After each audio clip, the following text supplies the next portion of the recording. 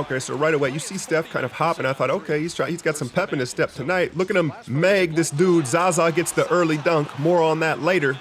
But the early story was Steph, you see him adjusting the ankle, and we were trying to kind of figure out the telecast, myself as well, where he tweaked his, where he was hurt. Kerr immediately gets him out of the game. He doesn't even stop at the bench. Look at him kind of bounce here to the locker room. I love this this hallway cam that the Warriors showed. It's very, very telling at times. So you see him hopping, not too much concern. He's bouncing around on it. Here it is. Steps on Fournier's foot. The concerning thing is it didn't totally turn over. So a little curious that it bothered him that much. So he goes to the locker room, and Klay was in hangover mode. He didn't give a fuck.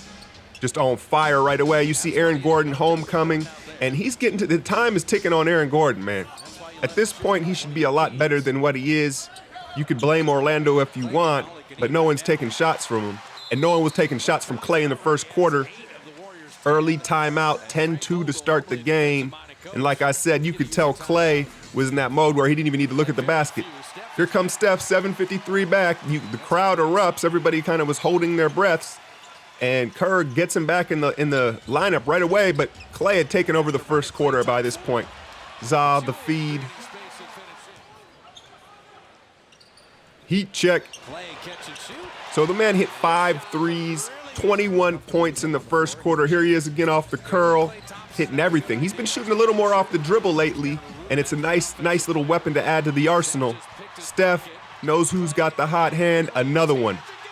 And if you watch Steph throughout these highlights here, he is moving gingerly on the ankle, as Barnett pointed out.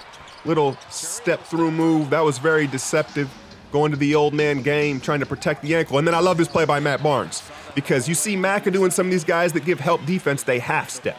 They kind of come over and help out. Matt Barnes sells out, and then you see Ig playing the passing lanes. And man, we're seeing all sorts of dunks. I think he had 5 or 6 dunks on the night, and not just, rolling it over the top of the rim. I'm talking elevating and spiking. Draymond wants to get involved. All arms on the dunk, no elevation. And then look at Curry. You see the bounce right there? You see he's trying to find a rhythm. He's trying to bounce himself into rhythm here. Shake off the ankle tweak. Still doesn't get it. He still had a nice night. I believe 25, a lot of layups. Draymond, take a look, the low lob. The Iguodala still gets it up above the rim. Now, I'm sure all of you have heard the speculation. The Warriors have problems, and it's not on the basketball court, right? Everybody's taking it and running with it, all these different hypotheticals. You see David West with the turnover. He kind of predetermines his passes. That's what I wanted to highlight. He makes up his mind very early that he's going to make the pass, regardless. Barnes with the 3, and he has started to take McCaw's minutes. Kerr starting to lean on the veteran as he gets more comfortable within the offense. Steph, look at him reload on this 3-pointer. An obvious miss when he breaks the rhythm. McCaw, nice baseline drive, and he's not trying to dunk on everybody anymore. He's just getting a little nice finesse layup. Didn't play as much as, again, like I said. Now, even if Steph's struggling to shoot, he's still going to have gravity, and he gets Zal the easy dunk. You want to talk about a predetermined pass. That one worked out well. Elfrid Payton had 8 rebounds. They complemented his energy on the offensive glass, but the funny thing is with that is it's like the only way he's going to get buckets. So he gives a lot of energy on that offensive glass because that's the only way he's going to score. Now look at Ig run the floor. He creates the turnover, runs the floor, and then gets the dunk. You know what that is? That's the show me the money dunk, right? Like Jerry Maguire. Iguodala is reminding the Warriors and the rest of the NBA, hey man, I still got it. I'm still due for one more payday. Now this game was a blowout all the way. Look at Zal. That's the new move since the shoulder injury. And there's the trainer he had a bet with. Those of you watching the telecast, he got a double-double and a dunk. The trainer had to shave his beard for the team photo. He acted like it's all fun and games. You see he's not too pleased. Fellas, y'all know when you shave the beard, it always looks funny. Shouldn't have made the bet, dude. And then look at Steph drive here. Kind of a different little finish. The Rondo no-look behind the back move, and then Ig raising. Look at everybody run the floor. We haven't seen him push the ball like that. Great pass. Draymond gets the dunk. And so this game was really over before it began. Orlando rolling over very easily in the first quarter, and it was a nice get-right game for everybody. Now, everybody, like I mentioned earlier, has heard the speculation and the rumors of turmoil in the Warrior locker room, and reportedly it has nothing to do with on-court basketball issues. And that just leaves everybody to speculate and bring up hypotheticals. I'll give you my little 2 cents on the issue.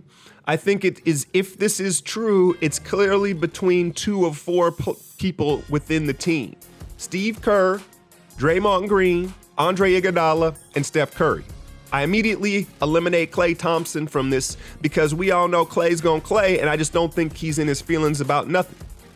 KD, I feel like, is still in the honeymoon period of being with the organization, and I don't see that there would be a burnout issue being around KD yet.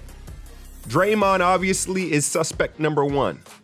So if I were a betting man, I would suspect it's between Draymond and Kerr. That would be the thing. And then my next guess would be Draymond and Iguodala. Again, Steph seems to be the one that's wearing the issues, right? Steph is the one where his game is hurting.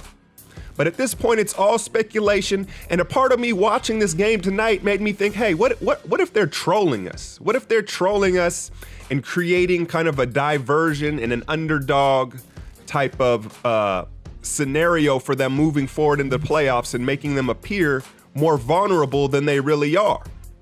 Again, winning cures all. We got a tough one it's at Oracle, but against Milwaukee Saturday night will be a much better test than this Orlando team. Will Steph play? Again, health. He was definitely favoring the ankle, but we are back in the number 1 seed, which I want to mention, by the way, Utah quietly is looking very dangerous. May not want to be in that, Memphis has hurt us in the past, but Utah is kind of like the new Memphis. Memphis struggling very badly right now, and Utah would be in that 1 seed bracket against the Clippers. Hit that like, share, and subscribe. I'm out, y'all.